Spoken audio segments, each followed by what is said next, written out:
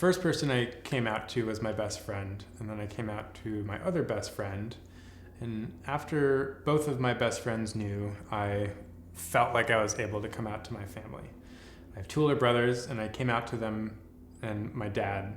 And then I actually waited to come out to my mom because she was the most religious in the family, and I knew that she loved me, but I didn't know how her religious beliefs would interfere with her love for me if that was to happen when I came out to her.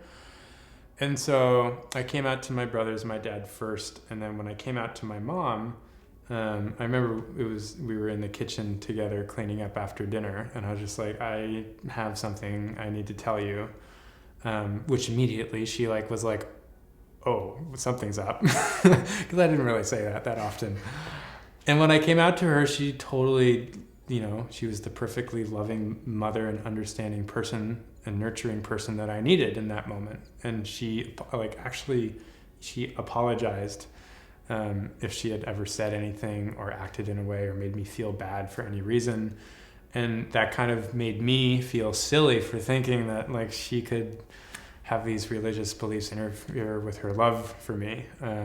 And so it worked out, but it sure was scary.